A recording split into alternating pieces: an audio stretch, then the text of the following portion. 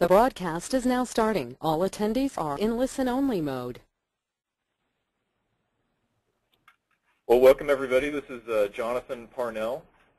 Hi, this is Mike Parnell. We're glad that everybody's with us today. We sure look forward to having a fast-paced program and presentation for you. And thanks everyone for committing the time to sit in on the subject for sling tensions. Well, thanks for showing up, guys, and we're just really excited to bring you this webinar today. Workshop is called Demystifying Sling Tension, so let's get started. Well, this is who we are. Just a quick introduction for the company. We're a leader in educational technical services for organizations that utilize cranes, rigging, and load-handled equipment. These are just a few of the companies we've worked with over the years and continue to do work providing them the best educational services for crane operators and rigging professionals. Our team of trainers includes not only American trainers but also Canadians and as well as South Americans. Got a training facility here in Woodland, Washington, where we're located. One in Memphis, Tennessee, Edmonton, Alberta, Canada, and then hopefully in the next few months or maybe next year we'll have some training opportunities down in Brazil. If you haven't had a chance to see the past Showcase webinar series, there's a list of just the most recent ones. And so if you have a chance to go on the website there, just a little fill-out form for your information and get a chance to have access to a lot of the past webinars we've had, guest speakers and our own internal content. So have a chance to take a look at that, and we look forward to get started. One of the first things we want to talk about today is just general notes about sling tension. And we know that tension increases the flatter the sling gets to the horizon. And what we mean by that is, in general, we have, if we just want to lift something vertically, we just have tension vertically throughout that sling. Now, something interesting happens when we then transition to some type of horizontal force. So if I can draw my sling here, there's something interesting that happens as we start to move that load or weight sideways or horizontally. Okay, and this can be shown by two different components of force, one vertical and one horizontal, and we end up with sling tension, or induced sling tension, more than the actual weight of the object, okay, because we went horizontal. And another way of describing it is, there's an interesting relationship between the vertical, which we'll call later on the share of load, and the hypotenuse of this force triangle. Now, I want to include a little bit of a demonstration here, and we'll get this going. You can see here, hi everybody, this is kind of breaking protocol, but we're kind of branching out to some new means and methods of displaying this content. And so I've got a little load here with some rigging and everything rigged properly. And just in my arms here, I can feel the weight of the load, and each arm has a share of each pick point of the load. And that share of load adds up to the total weight. Now, what we do when we have induced sling tension is we start to bring these slings down horizontally, or more horizontal than they were originally. And now I can feel in my arms and my hands the amount of tension that is occurring throughout this entire sling. And so that's kind of a concept that we want our students to grasp when they go through one of our programs. So just a quick demonstration, and we will get going. You guys don't have to look at at my pretty face anymore, we'll move on. So one of the first things we talk about when we're designing lifts and calculating loads and sling tension is a rigorous checklist, and we're going to go through this rigorous checklist on our own throughout this presentation. So one of the first things is we want to determine the load weight and center of gravity. Really important. That way we can size our slings and rigging correctly and appropriately. The next thing is to determine the share of load at the rigging points, and we'll talk about what share of load means. Next, we're going to talk about determining the rigging orientation and multiplier. This is called a load factor. We'll get to that. The next step here is to select proper rigging based on anticipated tension, and this includes the capacity of the slings themselves and any hardware that goes in that line of tension. Last part here is to check connection points and any need for sling protection. So let's get started. One of our first steps here, we had some.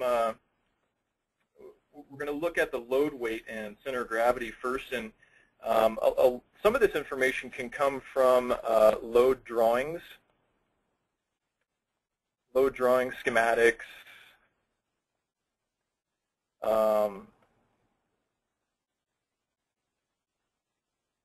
This can come from an engineer. A lift director would also gather this information for his riggers and operators. We also have the opportunity to do some load weight estimation, and in our courses we provide some of our cards provide some information for densities of different materials, weight per square foot of different material as well, and some other very useful information when trying to estimate the weight of a load if it's not directly given to you. The last piece here is, we could do a test lift, and a test lift just includes the lifting from one end, lifting from the other. You may have a piece of hardware or a load that's just been sitting in your yard for a long time. Nobody knows where it came from, and you just got to get it away out of your yard. And the way to do that is to estimate its load or estimate its weight, and then possibly do a test lift from one end or the other, and determine the overall weight, where the center of gravity is, and so forth. So just some options to estimate the load, weight, and center of gravity. So we had some fun out in our training center here in Woodland. We picked up our lifting beam here, and this is one of the tools that we use to teach a lot of students about sling tension and sling angles. We've also included, if you can see here, dynamometer. Dynamometer is just a load indicating device. The readout actually comes both on this little pad down here as well as on the face of the dynamometer itself. If you can't really see it, there's a chain hoist, hook, and shackle connecting that dynamometer to the load itself, and so we'll be using those chain hoists throughout this presentation. You can see here that with everything zeroed out, we come to 960 pounds for our load weight.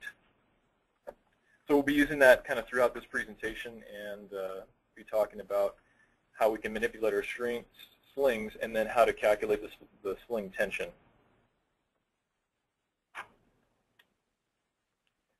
So just some general notes about load share. And when we talk about load share, we're going to go to panel 2 of our Journeyman Rigger card, and specifically this this section right here is usually the most useful for most of our students.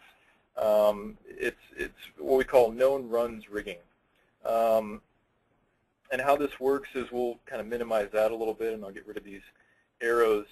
Known run rigging requires that you know where the center of gravity location is and the distances to the load's pick points, wherever you're lifting from on that load.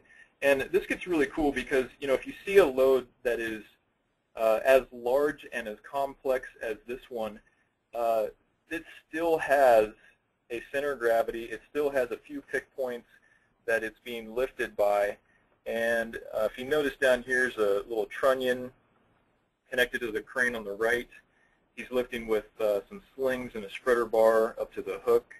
And again, you see another trunnion here where the other crane is lifting, spreader bar and slings to the hook. And somewhere in between, somebody has figured out, somebody went through the awful, painful calculation of figuring out where that center of gravity, it's probably down here somewhere, where that center of gravity location is. And then from there we know the runs from one pick point to another. So we call this, you know, R1, R2. And from there we can say that, you know, between those 2 points,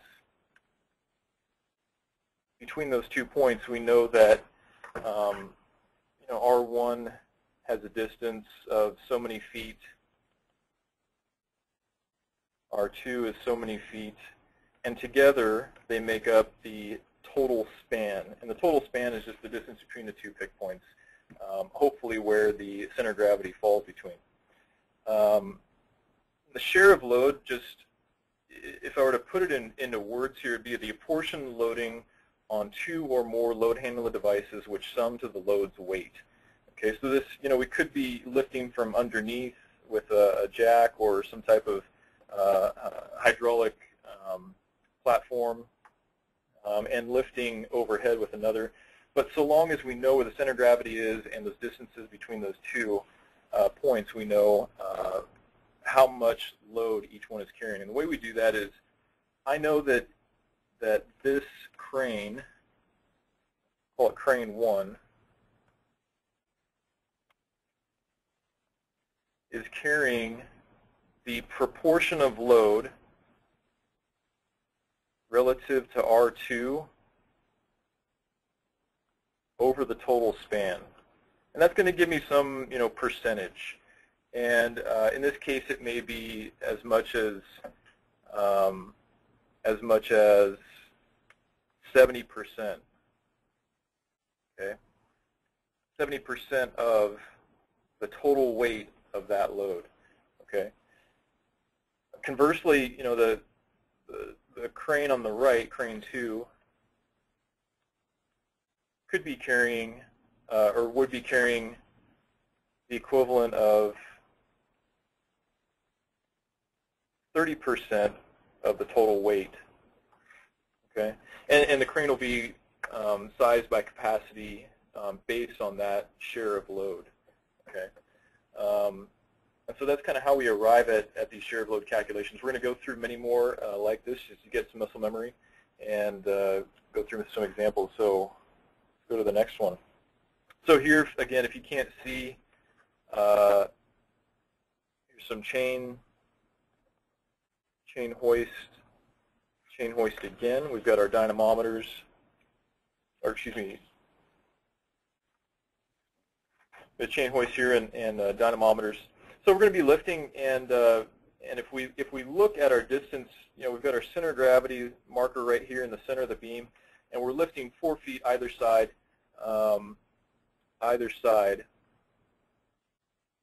to kind of help us lift this beam up. And so we know that in this case, R1 equals R2. They're both the same distance from the center of gravity, and they both equal 4 feet. And so from there, if I want to find out my percentage that, you know, crane 1 is lifting and crane 2 is lifting, in this case, you know, it's equidistant from the center of gravity, so we only have to really calculate this one time to get the share of load for each crane. And so if we do this, we take run 1, we'll call this run 1 and run 2. Run 1 times the total span of 8 feet, so that's 4 over 8. We know that our decimal there is going to be 0.5 or 50%. Okay. You know, with that, we have the share of load share of load at 2. Now don't get these confused, because what happens is the run 1 and run 2 actually coincide with the share of load on the opposite side of the center of gravity symbol. And so the share of load on crane 2 is actually equal to the run 1 over the total span of 8 feet. And so if we take 50% times 960 pounds, that's what we set up here before, our share of load in this case is 480 pounds, and that also happens to be the share of load at crane number 1 as well. We said they were equidistant apart, and same for each hoist. So in fact, our dynamometers read 840 pounds, or excuse me, 480 pounds as such. Let's move to another example here, and this one's going to be a little different. We have, you can see our hoists here, dynamometers at 2 feet on one side, call it crane 1, and 6 feet at the other, and we'll call that crane 2. Okay. So in this case, it's a little different scenario where we have, you know, R1, R2, R1 is equal to 2 feet, R2 is equal to 6 feet. And in this case, if we want to know the loading on crane number 1, we want to know the loading on crane number 1, we need to take the run of 2 over the total span. In this case, it's 6 feet over, another, again, an 8-foot span. We get 0.75, 75%. So share of load at 1 is equal to 0.75 times, again, 960. In this case, share of load at 1 is equal to 720 pounds. Now, if we know that the share of load, if we're hoisting with 2 of these chain hoists, we know the share of load for each should add up to the total. And in fact, if we take R1 over the total span, 2 over 8, we're going to get 25% of the load carried by crane number 2. And so share of load 2 is going to carry 240 pounds. And so if we multiply this by, again, 960, get a share of load at crane 2 of 240 pounds. And in fact, you can see our readouts here were right on. So you can see that, you know, there's a principle of the closer I am to the center of gravity, the more of the load I'm carrying. And we have a phrase, the way we say this here, and we say the short end is stout, and the long end is light. And so what this means is that, you know, the short end, that short distance of 2 feet from the center of gravity, is the stout side, or the heavy end. And the long end, that 6-foot length there, is the light end. It's carrying less of the load overall.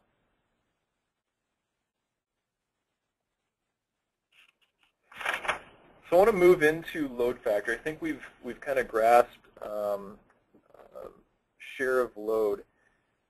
And in fact, this is done many times with multiple crane lifts. If we get 2 cranes carrying 1 load, it really depends on how far. It's just that, you know, straight line perpendicular distance to the lifting point that the crane is attached to the load.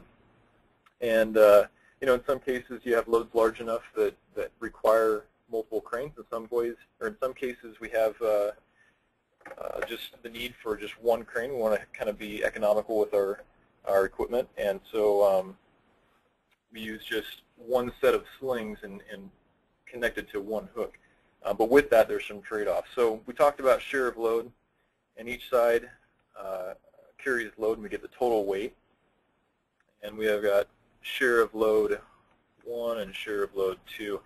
In this bottom example, we're going to look at the ability to carry this load with 2 slings. We'll call this a bridle. And when these 2 slings attach to this load, we notice something interesting, and that thing is that the sling tension from where we were lifting before to where, or to the load we're seeing now, is different, and it has to do with, we kind of hinted at it before, there's this vertical distance here, and we call this actually the height. And it's in relation to the length of the sling that we have. And in our courses also we have these length height run cards that really are helpful for the field guy to use when he's trying to calculate different sling loads for his rigging.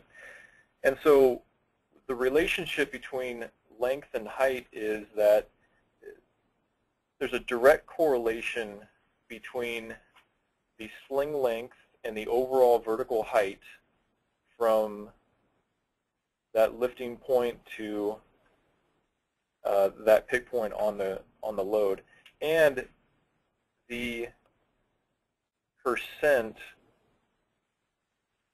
added to the share of load over the share of load. And so, if you can imagine, we've got two different triangles here, so to speak. We've got an actual measured triangle where we have, say, 8 feet here and 6 feet there. And then we also have this other triangle. It's kind of a load triangle where we have the length and height, which then returns some value, some percentage increase for that sling and its tension relative to this share of load. And so in this column, typically we're going to be working out of this length column. We'll show you how this works. This is just a load factor that we're going to multiply by the share of load to come to our sling tension value. So let's take a look at some examples, and we'll kind of get some muscle memory for this. So here we have a similar scenario before. We're only lifting from one location up above. We have just one chain hoist there. We've got a chain bridle, and it's connected to 2 dynamometers, one on each pick point down at the bottom here. Again, 4 feet apart, and we're going to be using this 4-foot measurement throughout these next few slides just to show the difference in sling angle and sling tension. And so off to the side here, we've done some of the math for you. We already know that this is already 60 degrees on either side. And so with our length height run card, I've highlighted the area or the section where we have a 60-degree angle, and this line right here is really important when it comes to this type of calculation. So if we already know that we're 4 feet from either side, we know our share of load 1 and share of load 2 equal 480 pounds each. And so from here, if we call this let me pull this away here, and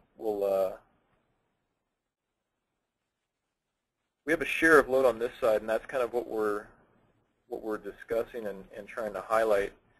And then we also have the sling tension induced by that angle. And so if we take share of load 1 and multiply it by our length value of 1.155, that is 480 pounds multiplied by 1.155.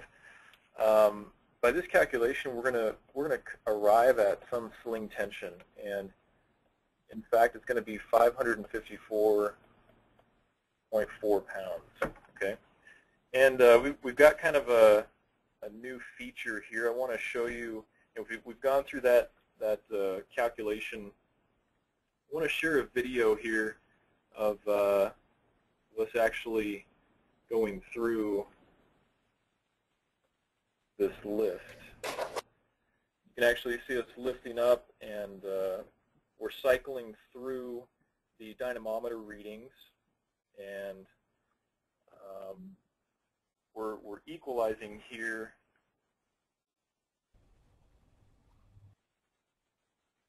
That's the offset center gravity pit.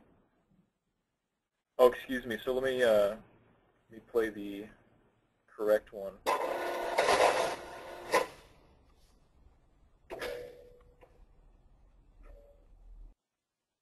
So we're lifting here, and we're equalizing between two different dynamometers and trying to get to an accurate number once these slings settle out. And in fact, we're scrolling between these two. It's 550 pounds per leg, just about. And these dynamometers come in about 5-pound increments, at least the ones we have. And so I'll scroll through, and in fact we have 550 pounds per leg, and just a way to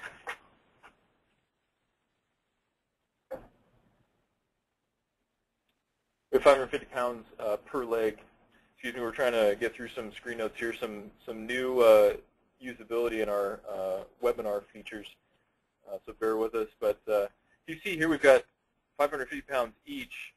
And we're not too far off from our calculation. Maybe some zeroing or tearing of the dynamometers was needed beforehand, but pretty close and very accurate for our needs. If we go to the next example here, we've lowered our chain sling here to 45 pounds, or excuse me, 45 degrees, and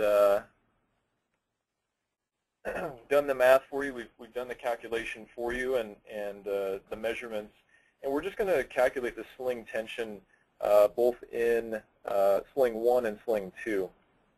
And with this, we know the share of load of 1 and 2 equals 480 pounds based on our previous calculations.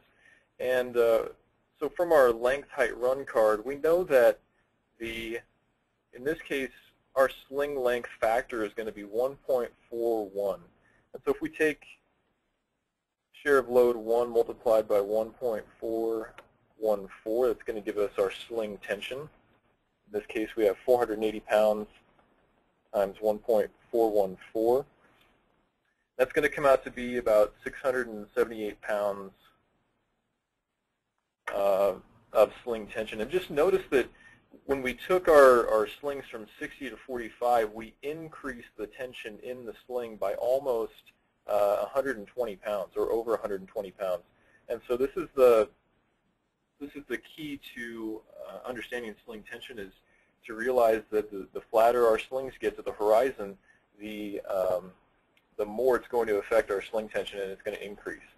Okay, so if we go through, we can see that our dynamometers read 670 pounds each sling, and some of this difference here of 8 pounds can be assumed through the weight of the shackles, or some of the zeroing functionality of the dynamometers. But in this case, this is very accurate for a field rigger to get his hands on and use the sling length and the height above the pick point to determine his load factor, and determining then his sling tension. The last one I'm going to show here is kind of a wow factor, and you might kind of turn your head sideways and have to think about this at the end. I know I did. But when we rig at 30 degrees, if you can see our dynamometer, or excuse me, our chain sling here, dynamometer connected, chain sling and dynamometer, we're actually at 30 degrees from the horizon on either side. Okay, and so this means we're going to be using again this this row here in the length height run card. Our share of load we know is the same for both, 480 pounds. And just to find the share of load at 1, we'll multiply by a factor of 2 to get our sling tension. And I think most of you can kind of see where this is going. We're going to look at be seeing a share of load of 480 pounds times 2. That's going to bring us back to 960 pounds per leg, and that is per leg in that chain bridle. And so, we went from our original load weight, when we lifted, straight from that center of gravity point straight up, to now 30 degrees in a bridle.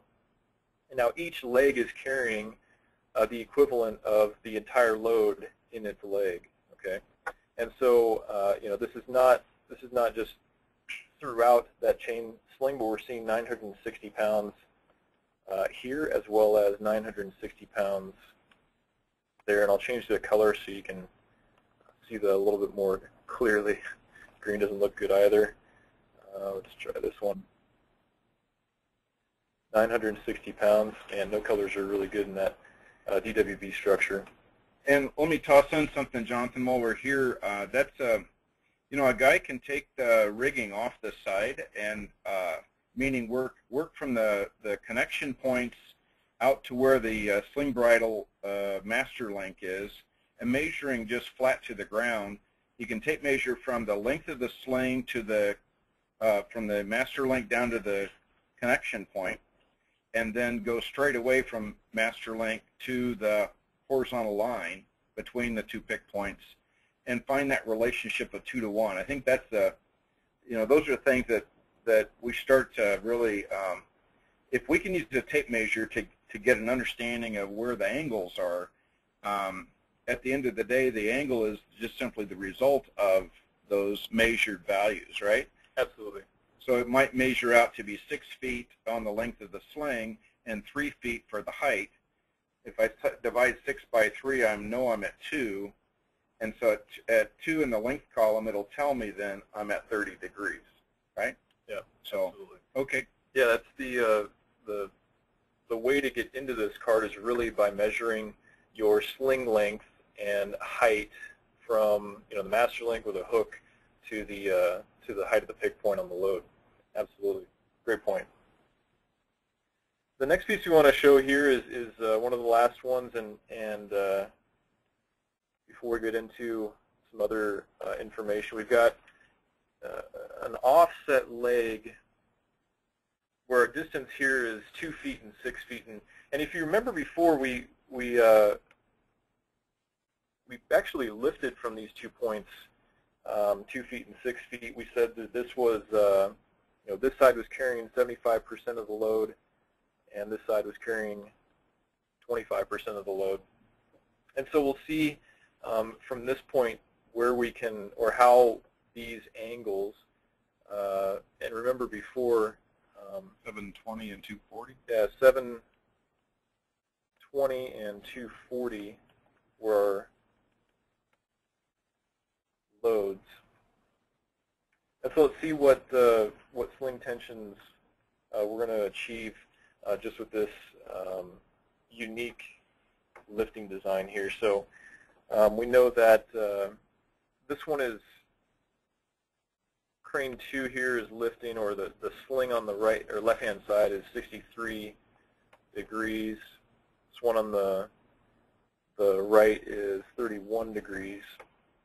And so if we go into our card, I'll just tell you that at 63 degrees, we have a sling factor or angle factor of 1.122. So if we take 720 multiplied by 1.122, we're going to achieve 807 pounds. Similarly, at 31 degrees, we achieve a load factor of 1.194.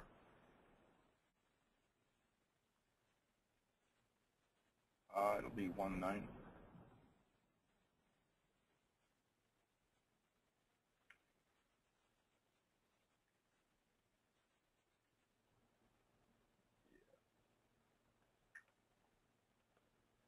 And from there, we achieve 466 pounds in our card. Oh, excuse me, 1.94. Yeah, it's real close to 30 degrees there.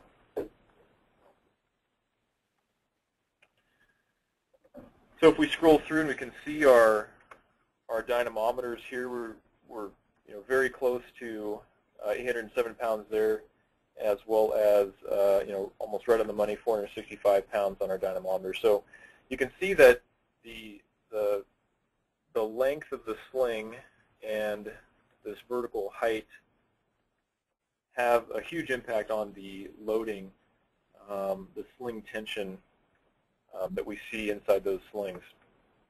So you notice we increased from 720 to 800 pounds. So it's a delta of almost 90 pounds, and then 240 pounds to 466 pounds just based on that increased angle to the horizon. And I wanted to show you guys, this is kind of cool. It doesn't only work in the sort of the traditional or the usual way. If you can imagine that this master link, there's a master link here, and our weight is in fact a chain hoist. We've always done is invert our chain bridle here, and we've got a connection point up above, as well as another one up above on the beam here. And this same calculation can happen and can occur when we're drifting loads. When we invert our sling legs this way. In this case, we have a height, we have a length, and where we have a length over a height, we have a percentage of this share of load. And this share of load again is, we can really tell where our center of gravity is, because this load is always going to fall down, vertically, and it's going to hang plumb and true. And so, this point here is going to be some distance x, some distance y, and when those two are added together, we achieve our total span. And from there we can determine share of load, both at 1 and 2, and then achieve a sling tension based on the length and the overall height. And so it's just another way to think about sling tension, just kind of inverting our chain bridle and providing a really useful way of determining our capacity of slings and capacity of hoists and shackles for this type of load movement. So the next step in our rigger's checklist is rigging selection and protection. All sorts of chains out there, all sorts of slings out there. Wire rope has many uses across all industries. Synthetic has wide use, but is susceptible to cutting, abrasion, burning, and so a lot of protection, sling protection, is required for slings like that. Wire rope is very durable. I don't have a chain sling on here, mainly because oftentimes it doesn't require a whole lot of protection. It's very robust material and robust slings. So just a couple of examples here. We've got a thimble. We've got a thimble in the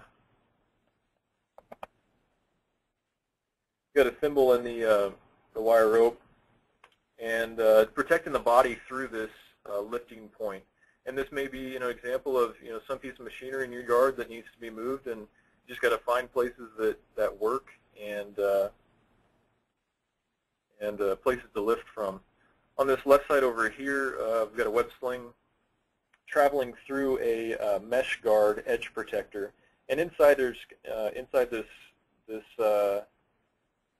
jacket here. There's a chain mesh throughout, and it protects the sling through sharp edges, cross corners, and so forth. So these are excellent examples of sling protection that maybe your shop can use to protect your hardware. Now some rigging examples here of just a four-leg rigging. This is kind of just an extension or a continuation of Sling Tension, but I just wanted to bring it up because we get some questions about four-leg rigging, and we want to just provide a little bit of information. I apologize, my pen's not working right now, but if you can just think about taking a quick note, and what we like to say here is that in four-leg rigging, there are what's called lifters and balancers, and so if you can pair, I'm going to write very crudely, you can pair slings to a load. Oftentimes you'll have what we call a lifting sling and a lifting sling, and they're going to be cross-corner from each other. And then there's going to be a balancing sling on either side. And oftentimes you're not going to get perfect loading throughout this this arrangement. You might get a little bit better with something like a synthetic sling. They have a little bit more give in the body of the sling itself, but a chain sling is really going to be hard to stretch under load, especially if it's carrying a quarter or less than a quarter of that load. It's not going to stretch at all.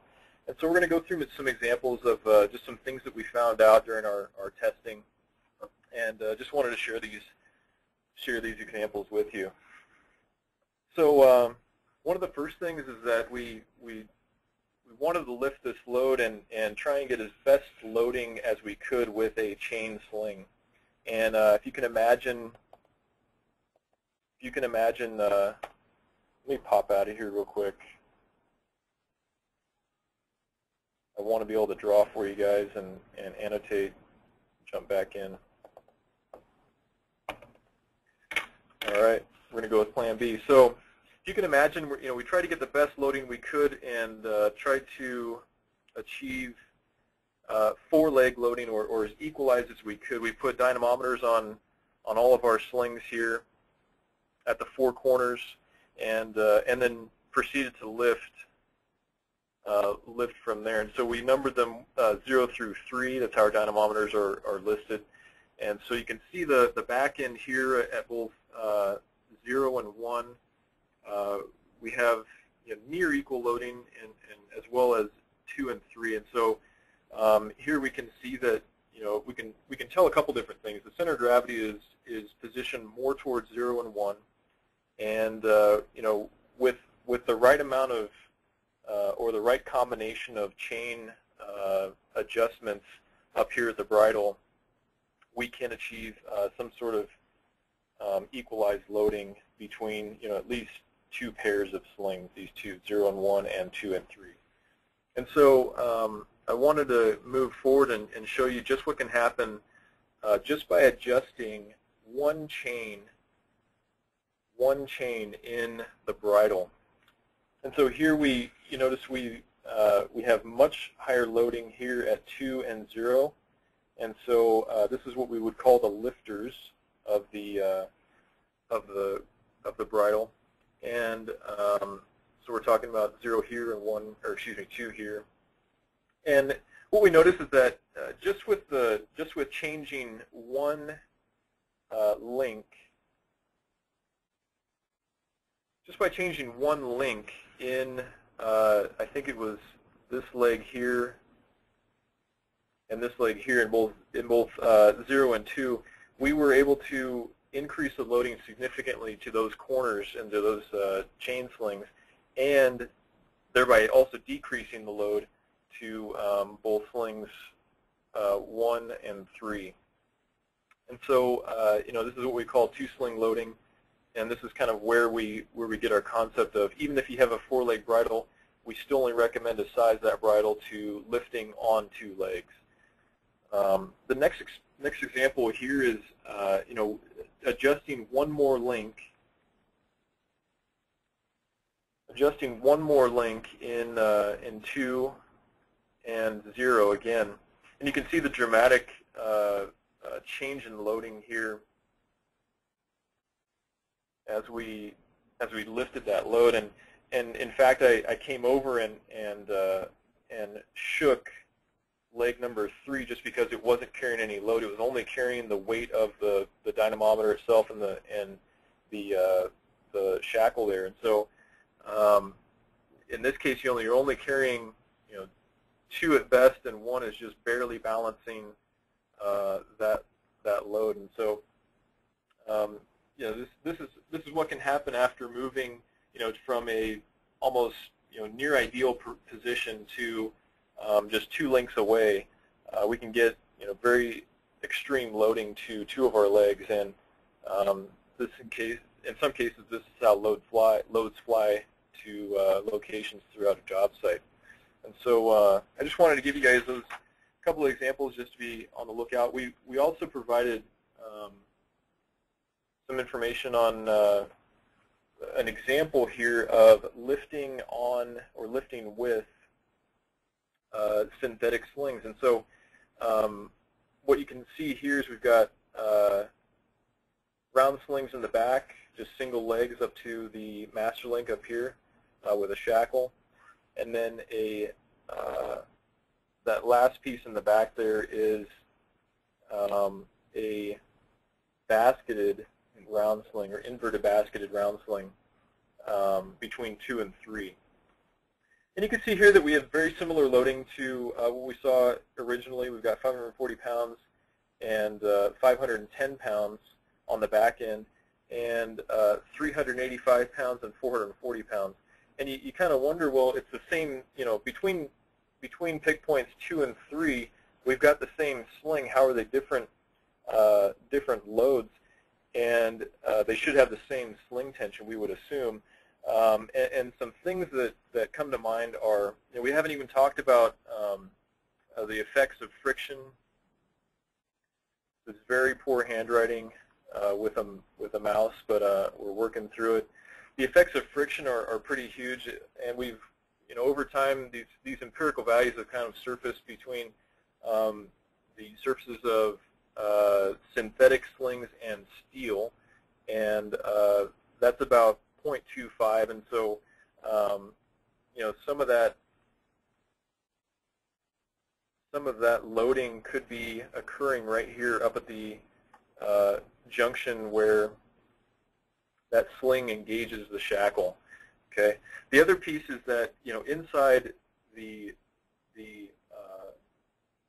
jacket of the round sling are the actual synthetic rope fibers or synthetic core yarns, and the rubbing between those core yarns and the jacket also causes some friction. It's not perfect. It's not frictionless or seamless, and so we've seen in that case that friction coefficient as high as 0.2, and so we can see that after adjusting these slings, we can get pretty similar loading. So one thing, when we have on 0 and 1, we have 2 straight legs, and on 2, 3, we have that inverted basket. So just before takeoff, we want to, as riggers, we want to flake that sling out the best we can and equalize the loading up to that shackle bearing point to try to commonize or harmonize the loading for each of the legs, numbers 2 and 3 respectively. So this isn't an uncommon method, 2 legs off and an inverted basket to help equalize loading. And we're doing it well here, and all that's fighting us a little bit is the friction. And really, at the end of the day, you're only about 15, 20 pounds difference to get to that harmony point. And it is a good recommended method. This is not something you likely want to do with a wire rope sling, though the friction is lower.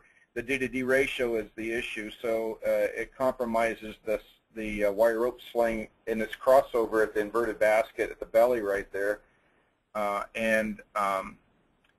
we're likely going to dogleg that sling. So synthetic slings will take this kind of work.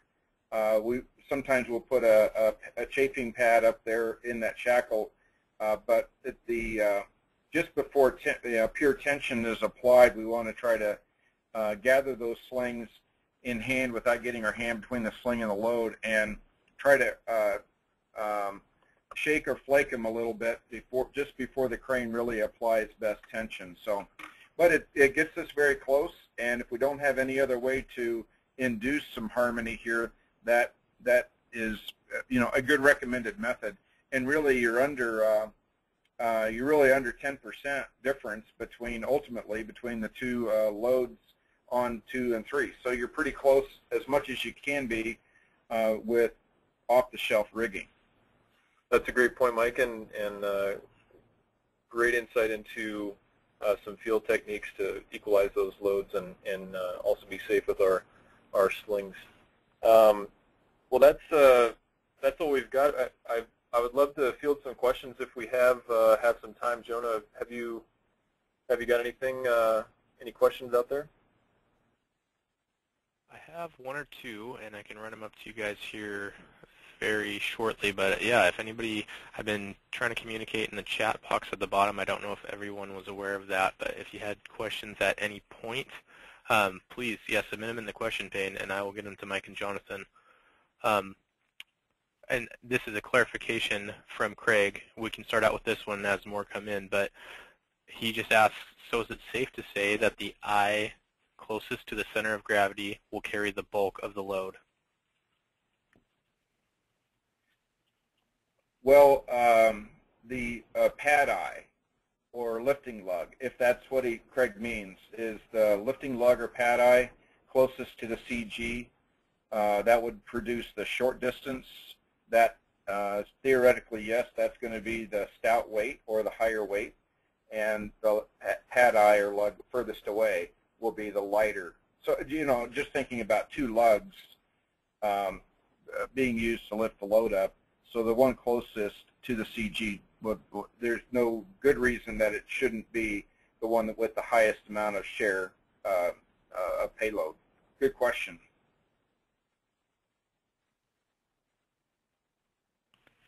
Again, that's all we have right now.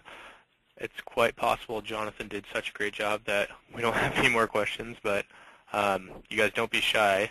We do have about 5 more minutes, so anything that comes through, we'd love to get it to Mike and Jonathan. And if we've got questions that come in later, Jonah, we can go ahead and email back responses to them and try to help provide some solutions. Yeah, absolutely. It looks like I just got one more in, so let me get that to you guys over the air here. So Adam, he asks, as I understand through testing chain, no longer has a strength loss from D-to-D ratios, but when using chain slings with shouldered/cradle grab hooks, does the chain still need to be derated when choker hitches are around an object? I'm sorry, when a choker is hitched around an object. Okay. And we're going to try to put up a blank frame here and see if we can use... So there's two things for chain slings that the chain manufacturers, and we're just drawing here with a mouse, but the chain sling manufacturers have identified that at a D-to-D ratio, and I'll just really crudely here, at 6:1, so that the diameter of the object is 6, and the diameter of the link is 1 by comparison. So it could be a 3-inch shaft and half-inch chain, or any combination that produces that ratio. So at 6 to 1, we should have 100%. And then it goes down from there, and I think we just did this yesterday, but down to 2 to 1 is 60%. And this is for basket hitches. And so it runs down in a proportion at 5 to 1, 90%, 4 to 1, 3 to 1, 2 to 1, etc.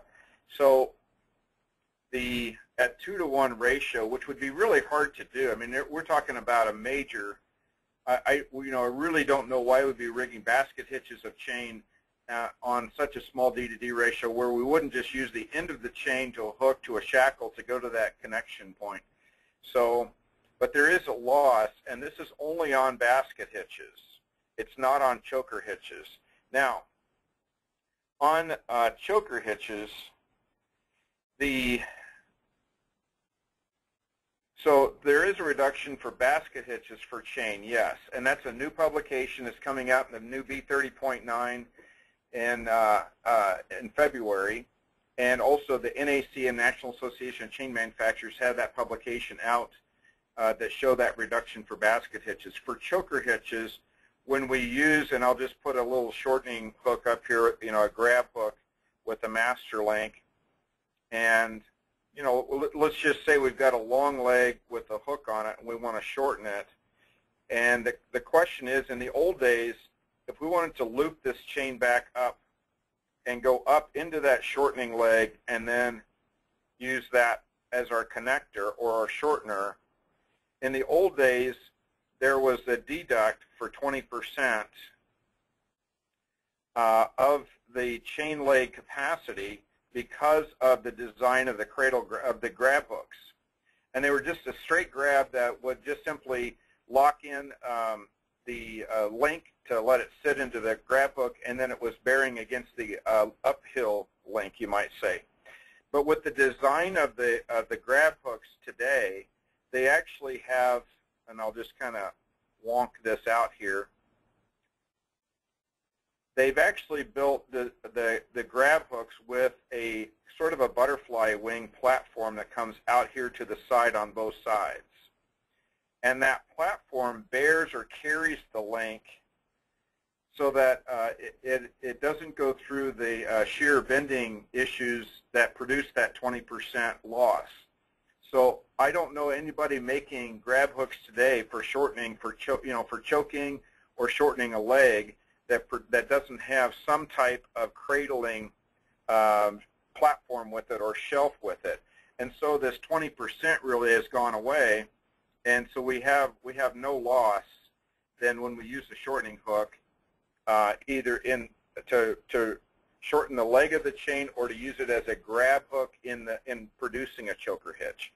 So they are now giving us 100% remaining capacity, whether we use the shortening leg, shortening hook, grab hook, or not. Okay? I hope that answers this question. So on D to D ratio for baskets, yes, there is a progressive loss. And on chain sling with grab hooks, there is no longer a loss with the grab hook style that have wings or a shelf that accept that shortened link for bearing. And I hope that helps answer the question for Adam. All right? That's great, Mike. I have one more here, and I think we'll probably wrap it up. Vagif asks, sling tension on the spreader bar, which uses one full-length sling on each side, does not change at an angle. Why? I can repeat. He's asking, sling tension on the spreader bar, which uses one full-length sling on each side, does not change at an angle. And why is that? I'm going to need to ask him to send us a drawing, if you wouldn't mind. I'm not getting a visual right now of what that might look like. And so if he could send us a drawing for that, I'd appreciate it. And Jonah, I don't know if you have a way to then retransmit that and the answer back out to all the participants after the program?